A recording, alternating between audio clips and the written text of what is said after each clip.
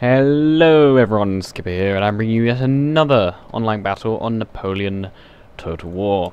Now this time, I'm playing as Spain, España, as you probably worked out from the intro, if you recognise this flag that Spanish had at the time apparently. And in case you didn't figure, the map is Pyramids. I'm playing as a guy called Infernious. You may recognise him from our Total War Shogun 2, from my Total War Shogun 2 online battle. Tried out like there. He is playing as Denmark. I'm playing as Spain. So both minor nations. The rule it was a 1v1 on Pyramids. The rules were no artillery, no unit upgrades, max 3. Max 3 skirmishers, max 5 cav. And yeah, I believe they were all the rules. Now, since I'm Spanish and I got guerrilla units, I decided to place my lancers here, side of his spawn. I'm going to try and sneak in and get round the back. Anyway, I'll go through my units. I've got one general staff, as always. Three of these light infantry, Spanish basic light infantry. Here's my general staff there. 2 Conseros Españolos. Coraceros Españoles. They're heavy cavalry. 2 of those. 2 Lanceros. I've got 1 of each on both flanks. I've also got my guerrilla Spanish, Lanceros de Castilla. Lancers of the castle, I think. Who are, of course, flanking. I've got some Walloon guards. To be precise, I have...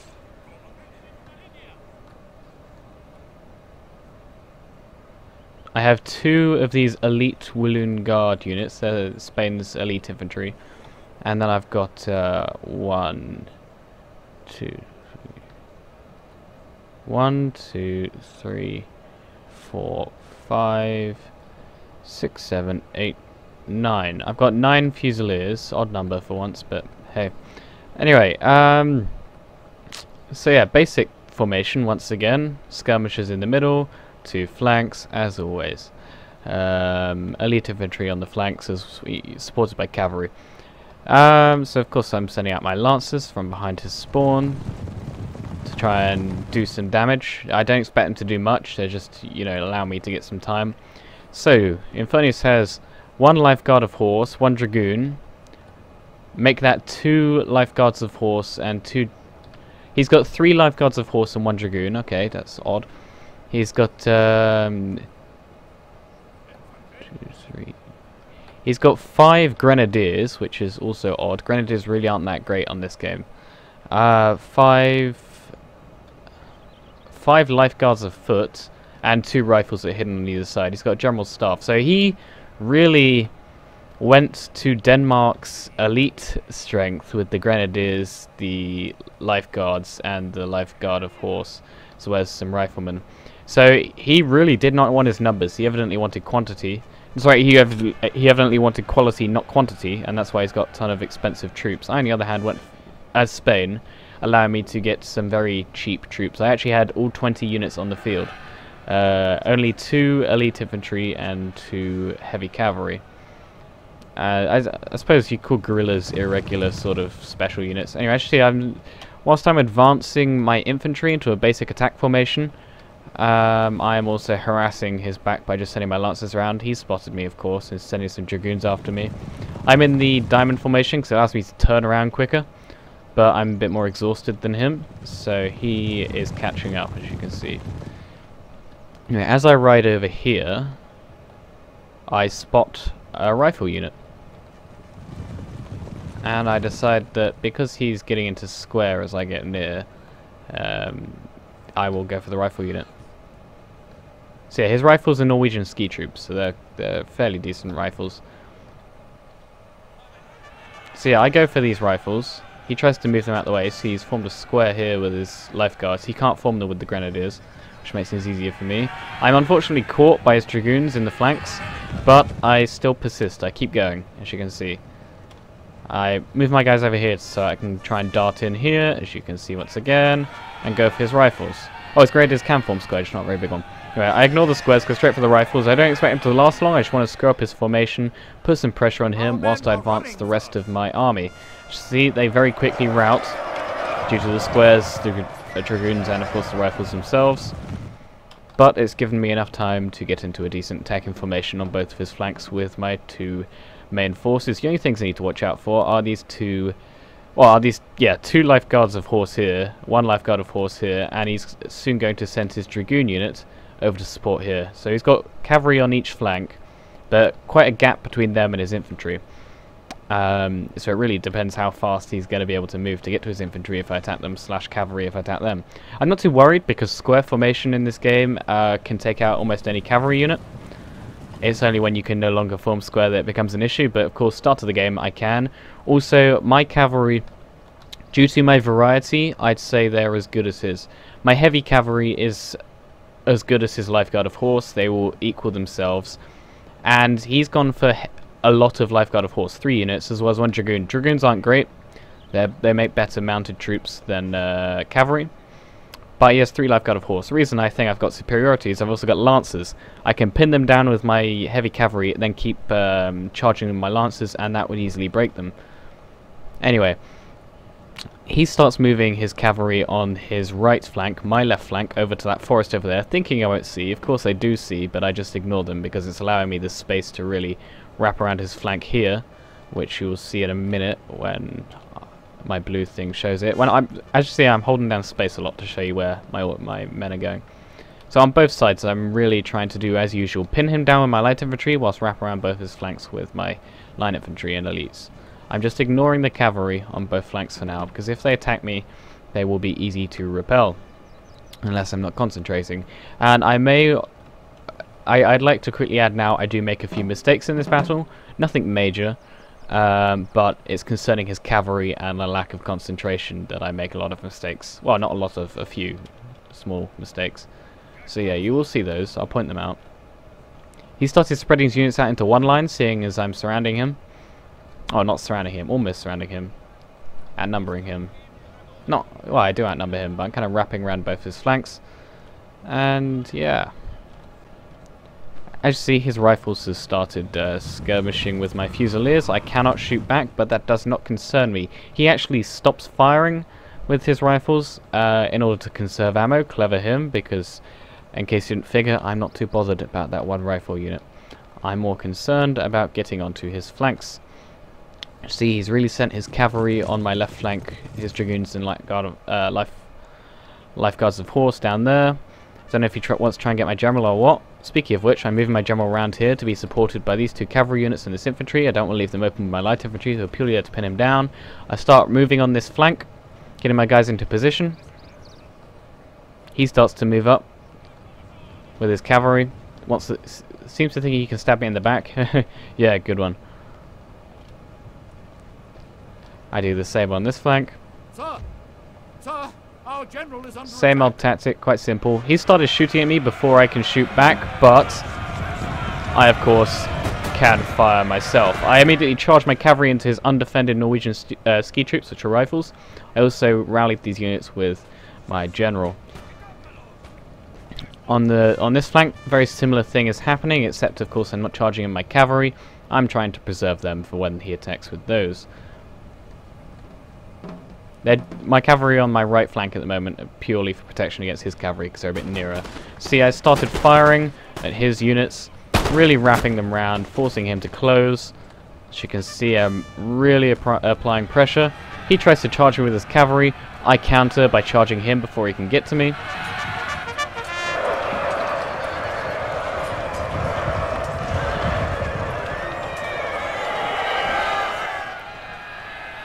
He, however, just manages to walk past me, which is very lucky. Well, yeah. He's rallied his men. I form square, but it doesn't get... the square doesn't form in time. You just saw the back rank go into it, but that didn't work, unfortunately. However, I'm not too bothered, because he has just started routing units and has really bent inwards. That means I pretty much won the battle. Having defeated his rifles, I start to charge in his try and support there. Unfortunately, on my way supporting, I get caught with his grenadiers. That's no problem though, as I'm moving up my infantry to support as well. My general's there, of course, rallying my troops. He has not moved his cavalry from my left flank. I moved my light infantry even further forward to engage with him. The hill blocks a lot of the bullets, but he is regardless pinned down due to them, and that is their whole purpose in this battle. As you can see, my light infantry is engaging further, having chased him back into that silly formation he's got. My lancers accidentally charged that unit. I meant his lifeguards of foot. I meant for them to charge the lifeguard of horse. Regardless, my cavalry is winning this battle.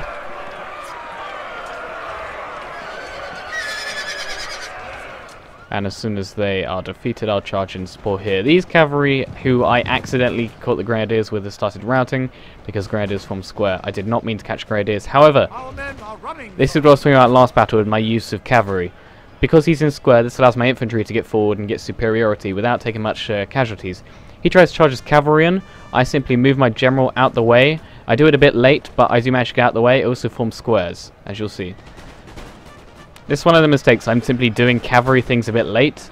Also, he's getting lucky with his movement, but I do still manage to counter it, as you can see from my square here, and my general retreating behind my line infantry, where they are actually safer against those units. My squares repel his cavalry.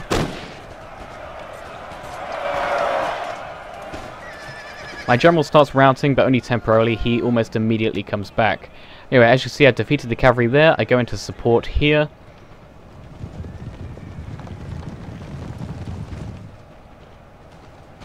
And I ignore this unit that's in melee because they're being supported there, and move the rest of my troops forward to further wrap around him where I am winning.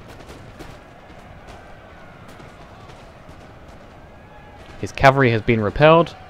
My cavalry who are routing have come back and are going to support. His cavalry is just shattered. I get out of square and further wrap around him. As you can see, my cavalry has come here in support against his lifeguards of horse, who are shattered. My unit that was actually engaged in the first place did survive, so his cavalry was completely wasted this battle. My general is about to come back. My cavalry's just shattered his cavalry. They're about to move into support against these lifeguards of foot, who have actually charged my fusiliers in melee. I ignore that with my infantry, because I usually use my infantry to repel, but because I'm currently pinning him down, I don't want to. I've fully encircled him now, and instead I charge my cavalry in. I charge these cavalry into his lines to try and break him up. See, it routes that unit and that unit, both his grenadier units there. And I'm about to hit his lifeguards of foot, who are already suffering and shaken. He tries to charge his lifeguards of foot into my light infantry. That is perfect. That is what I want. My light infantry is unimportant. This allows my fusiliers here to shoot his lifeguards of foot. My general has come back, as you can see, and is coming to once again rally my troops. He just used a rally ability, coincidentally, but it's not really working. Still a fight there. My cavalry has supported. His lifeguard of foot are routing, chased down by my lanceros and heavy cavalry. Coraces Españolas. See, I'm moving in for the final blow now. He charges his grenadiers into my Walloon guards. These are elite infantry.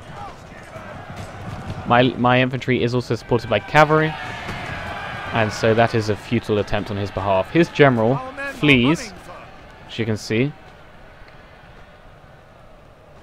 I take a few casualties in a melee fight, but that just means he gets surrounded even further, completely boxed in, as you can see, and I start shooting him to death. At this point, I'm GGing it and moving all of my units to come in for the final blow.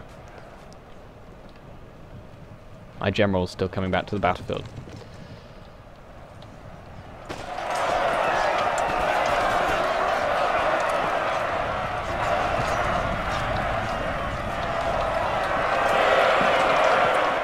His units are really depleted, really suffering a morale shock and are completely outnumbered because he wasted his units earlier on.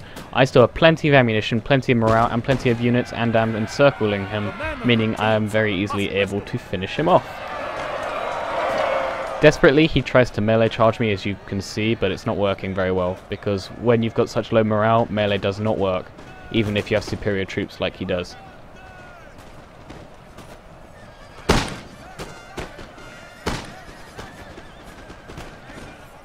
See, I'm just shooting him down.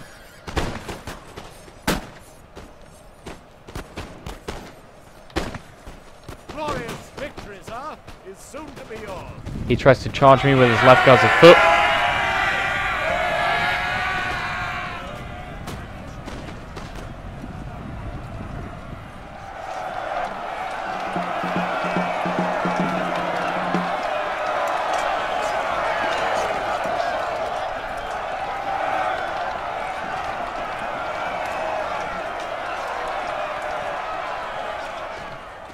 They very quickly shatter.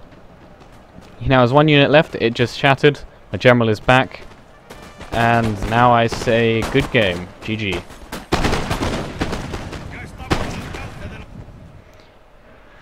Okay, so as you can see I deployed a lot more because he only really brought elite infantry, which, if I must say, is stupid, especially for a nation that, like Denmark, that doesn't have the best elite infantry. I went for quantity, which is also risky because Spain has very poor units, poor quality units. So that quantity could easily be broken. However, my numerical advantage, my strategic advantage, both of them together won the battle. I lost a considerable amount, 1,408, but he lost far more, 1,510. I killed far more than him, 1,459 to his 1,292.